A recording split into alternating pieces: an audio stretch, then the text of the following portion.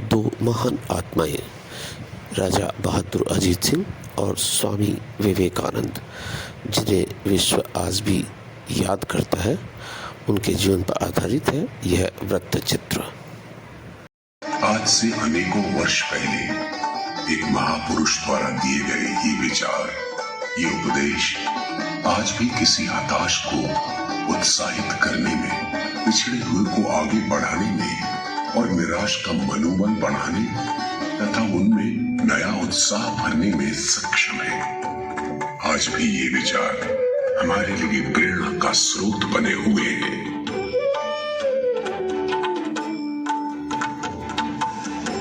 इन महापुरुष का नाम सर्वविदित है। वे अपने कालजयी सत्कर्मों तथा अवदानों, अपने धार्मिक, सांस्कृतिक तथा आध्यात्मिक अनुभूतियों तथा अंतर्दृष्टि के लिए सारे संसार में सुपरिचित है। हम बात कर रहे हैं स्वामी विवेकानंद जी की।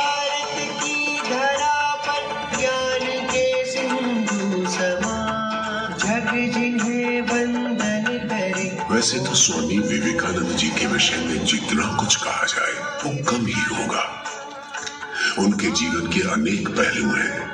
आइए आज उन्हीं में से कुछ पहलुओं का दिग्दर्शन करते हैं। उनका स्मरण आते ही हमारे दिलो दिमाग पर उनके जीवन की एक सुविख्यात घटना एक चलचित्र की भांति जरूर उभर आती है। 11 सितंबर 1893 का वो दिन, जब उन्होंने अमेरिका के शिकागो नगर में आयोजित विश्व धर्म सम्मेलन को पहली बार संबोधित किया। वो दिन जगत के इतिहास में चिरस्मरणीय हो गया। Sisters and brothers of America,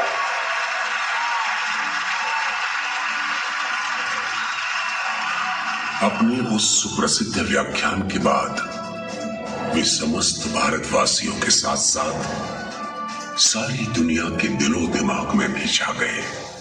धर्म महासभा में प्रदत्त उनके व्याख्यानों के माध्यम से ही पहली बार पश्चिम को भारतीय सभ्यता तथा संस्कृति को भली भांति जानने और समझने का अवसर मिला।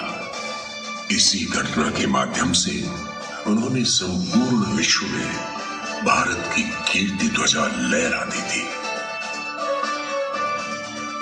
परंतु क्या आपने कभी इस बात पर विचार किया है कि उनका यहां तक पहुंचना कितना मुश्किल था? कदम कदम पर उन्हें अनेक कठिनाइयों का सामना करना पड़ा, जैसे अमेरिका जाने के लिए टिकट बनवाना, यात्रा खर्च की व्यवस्था करना, सम्मेलन में भाग लेने तथा वहां बोलने की अनुमति पाना। ये सब संभव होना अत्यंत मुश्किल था। पर उन्हीं के शब्दों में, संघर्ष जितना कठिन होगा, विजय भी उतनी ही शानदार होगी। उनके अपने जीवन में भी ऐसा ही हुआ। स्वामी जी अपने विभिन्न मित्रों के साथ मिलकर मार्ग की सारी बाधाओं को दूर करने के प्रयास में जुट गए। आखिरकार उनके दृढ़ संकल्प और शुभ चिंतकों के जी तोड़ परिश्रम ने उन्हें उनके लक्ष्य तक पहुंचा ही दिया।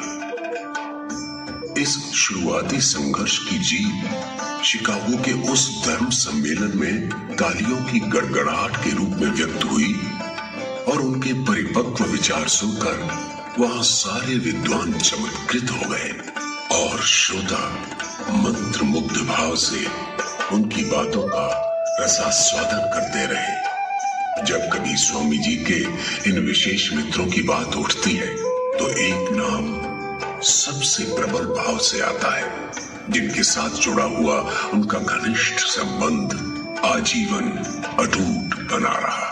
उनके ये खास मित्र तथा शिष्य थे खेतड़ी रियासत के राजा अजीत सिंह जी। शेखावत कुल के ये राजा मिलनसार, न्यायप्रिय, कुशल प्रबंधक, पूर्वाग्रह मुक्त होने के साथ साथ विद्वान, कवि तथा भक्त हृदय के भी थे। उनके राज्य में खेतड़ी बहुत फला फूला।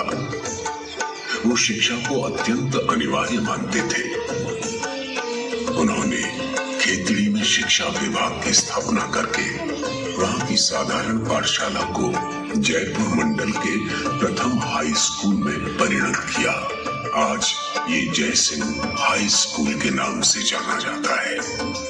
संस्कृत पाठशाला तथा कई प्राथमिक शालाएं एवं अस्पतालों की भी स्थापना कर उन्होंने खेतड़ी को एक नई दिशा दी।